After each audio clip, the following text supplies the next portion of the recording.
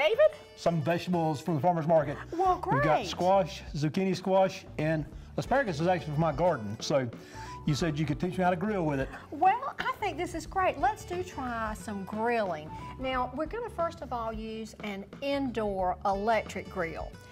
Certainly we could grill outside, but we're going to get started with the indoor electric grill. And you want to get a little bit of flavoring on these vegetables, not a lot, but a little bit of oil so they don't stick.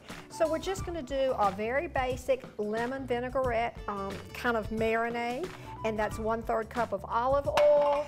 It's the juice of 1 lemon. It's going to be 1 teaspoon of thyme, and that smells so good.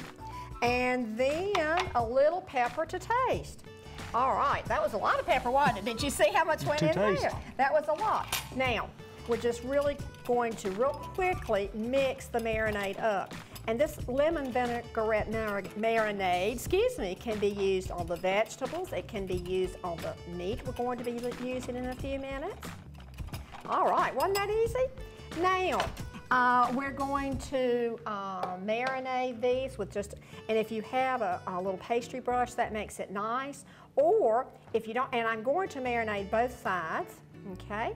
Now, or if you don't have a pastry brush, you can always use a little plastic Ziploc or plastic bag and kind of take the marinade like this and just dip it if you don't have a pastry brush, okay?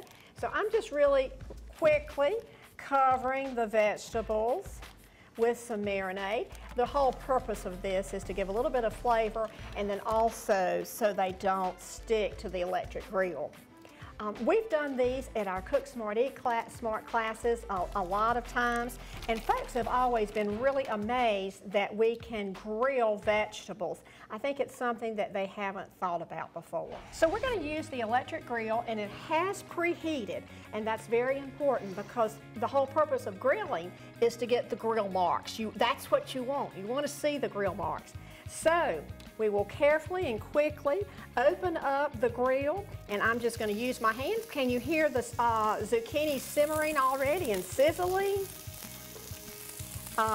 You never want to overload your grill because things won't cook quite as evenly. Also, you want to have try to have about the same thickness of vegetables so they will cook evenly. Okay. I think our grill is ready, so we're just going to close it up and let it do its trick. You going to do this by time? Oh, that would be good, David, if you want to time it. Generally, vegetables like this take about 5 to 7 minutes on the electric grill.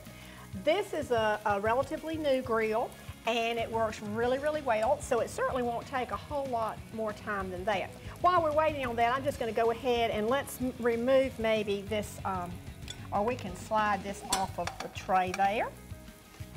Now, what are some other type of vegetables that you could use this same technique with? Oh gosh, we could use mushrooms. We could use, I have grilled sweet potatoes at home. Oh, they were wonderful. In fact, that was the first thing I did, grill sweet potatoes. Your traditional white potatoes. Mushrooms, I think I've already said mushrooms, new potatoes, onions. You love onions, David, so you would love an onion grill. The important thing, of course, is just to get them covered with a little bit of oil so they don't stick to the grill. Can you make eggplant taste good on a grill? I think we could. We could make eggplant taste good. Why don't you like eggplant? I'm not sure if you make eggplant good any kind of way. How long do you think it would take to cook eggplant? Oh, eggplant is probably going to cook in about 5 to 7 minutes. 5 to 7 minutes. It's going to depend, of course, on how thick that eggplant is and how hot your grill is. Every time you open the grill, you're going to be losing some of your heat. So the whole purpose is to try to keep the grill closed. And you'll notice that at the bottom, this is kind of slanted, and the extra oil will come out of the grill. This is what makes this particular grill so healthy. We're adding a little bit of oil, but we have a method for it to drip out. Now you want to take a quick peek to see how they're coming? How long? We're only on 2.5 minutes, so we might wait. It's been about 2.5 minutes. Well, let's just take a quick peek, not a long peek, but a quick peek. And we can see that they're starting to sear. And you'll notice also that I am moving the vegetables with a silicone or a plastic spatula. That's really important on a grill like this, because if you used metal or a fork, it could scratch the finish, and that's something you don't want to do. These grills are really easy to care for. After you're finished and it's cooled, you just take a damp cloth and clean it. And it's very easy. I think when people try electric grill, they'll really love it. This particular grill has a heating unit at the top and the bottom, so it may not be necessary to turn them. If we were using an open grill with a grill without an upper lid, an upper heating element, we would definitely want to turn our vegetables or our meat or shrimp or whatever we're grilling. But this has a heating unit also on the top, and know that it, whenever you open it, you're losing heat. Now, if you were doing this on like a charcoal grill, would you enclose the vegetables anyway, like put them in a container or just right on top of the grill? Well, when you use an outdoor cookery grill, like a charcoal grill, you know, you're using either indirect heat or direct heat. Direct heat, of course, is when the item is placed directly on the grill and the charcoal or the gas is underneath it. Indirect is when you have perhaps a cooking container like aluminum foil or even an aluminum pan, and your item is placed on the aluminum pan, and that way your heat is not as strong. That's indirect cooking. To answer your question, you could, if you were a skilled griller, you could certainly place these zucchini and squash slices directly on the grill. However, there are tools that you can purchase. There are little round, little like pans that you can grill vegetables on, and you have a little bit better control. You can always grill your vegetables on a shish kebab stick. You can grill your vegetables in another grill. When we do swordfish in a few minutes, we're going to be using one of those handheld utensils that makes it easier to turn. You just don't want your good vegetables to go down in the grill. I think you've got them at about 5. Does that make them medium rare or rare or what? Well, they're starting to cook. Shall we flip them just a little bit so you can, ooh, can you see how great they're looking? That's exactly what you want. You want that seared look. This is what we're trying to get.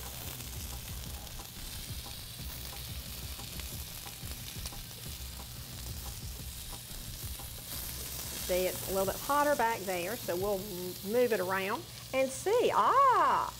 What I'm testing for is that they're starting to feel tender. And those are perfect. So, I found the easy, maybe you have a trick, but the easiest way to me to get these grilled vegetables off is literally to slide them.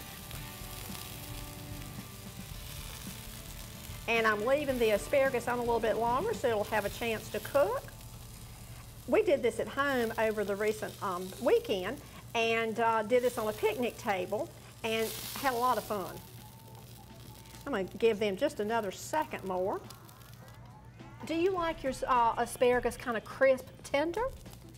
Or a little crisp? I'll eat it raw at the beginning of the season, but by the end of the season, I like to get it cooked pretty good. Oh, you do? Okay. Well, I think we're just about ready to slide that asparagus off.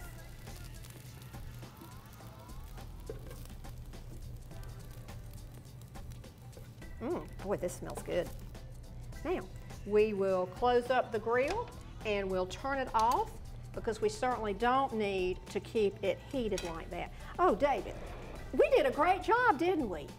We did a great job grilling those vegetables. And of course, now remember, you want to see the grill mark on the vegetables because that shows you that it's been on a hot grill, and that's the look you're wanting. The marinade we used was very easy. Just throw a cup of olive oil, the juice of 1 lemon, a teaspoon of thyme, pepper to taste, and you have a delicious way to serve vegetables that's a little bit different. So enjoy grilled vegetables. And now I think we're going outside, aren't we, to try some outdoor grilling? And put some meat on the grill. Oh, that will be good. Let's head outside. Rock and roll, I've got you some swordfish here. Oh, this is great. The Just get it on there. The swordfish has just been covered or brushed with a little bit of olive oil. Now there are all kinds of marinades we could use on the swordfish, but olive oil is certainly the simplest one. And the reason we're using a rack like this is so in a few minutes when we're ready to turn the swordfish, it's not going to be so hard to turn. We're using swordfish, and this came from the farmer's market.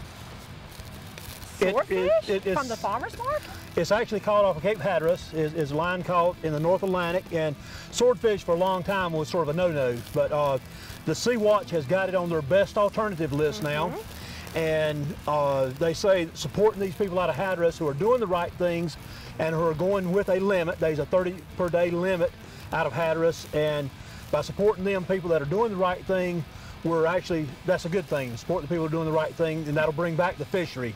On the Atlantic. Now, they do still have a consumption warning for pregnant women, and I don't think you're pregnant, are you? No, I'm not pregnant. I have a 20-year-old and a 24 and 25-year-old. You didn't look pregnant, no, actually. I'm just going by that. David, you're getting dangerous here. We better be careful. Oh, okay, let's move on. I look more pregnant than you do, Let's move on, David. Okay, we were talking about pregnant women really do want to be careful or maybe even avoid eating swordfish. And I think it's recommended that you probably not eat swordfish more than once or twice a week anyway, but who would eat swordfish more than once a week?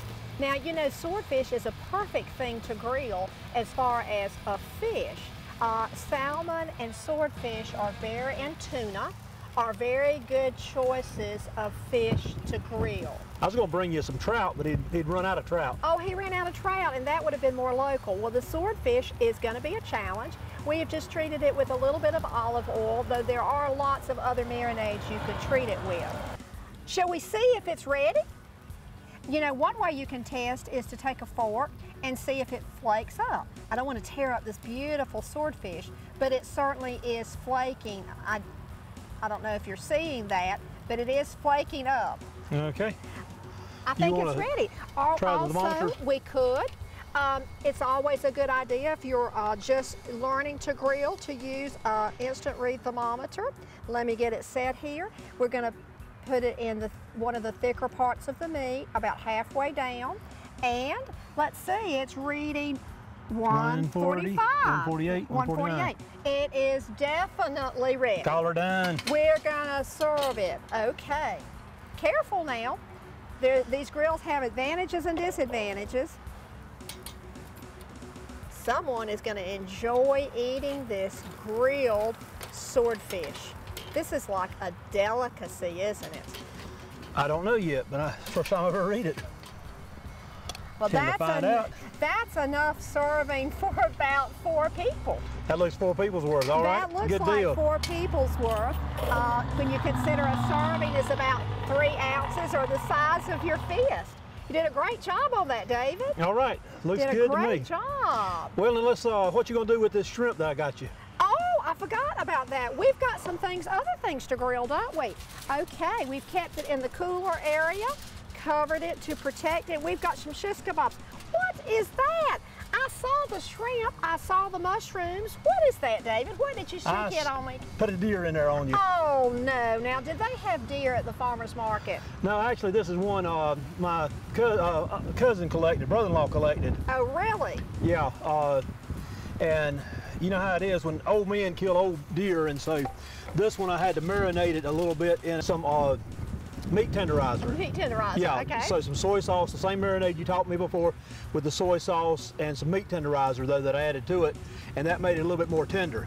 Okay, and then on the middle shish kebab, what do we have? Well, this is the spring onion from the farmer's market, some pepper, mushroom, and then a little cherry tomato out here. Okay. I don't like cooked tomatoes, but I threw it on there anyway. Well, it certainly is colorful, and I hope that our grill is still warm enough, and I think it is.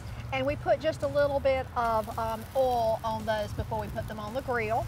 And we also sprayed the shish kebab sticks with some cooking spray to make it easier to take off the shish kebab items.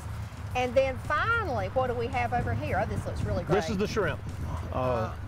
Georgia red shrimp is what he called it. Okay, and you bought this at the farmer's market? I did.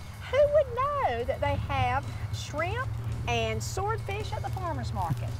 That is really great. And David, now we did devein that shrimp a little bit and trim the tail just a little bit. We had to peel that thing. I had to peel it and had to kind of trim it a little bit too.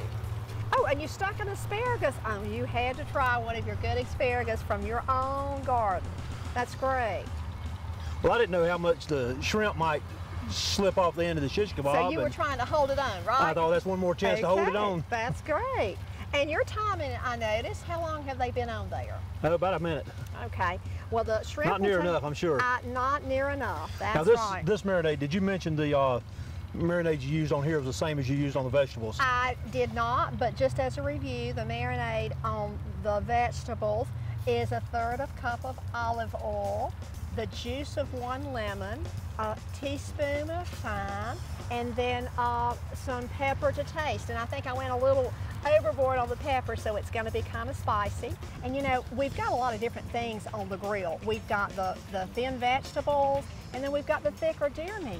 So the cooking time is going to be different. So the tomato is definitely done, and the mushrooms are, and we're just kind of sliding those off.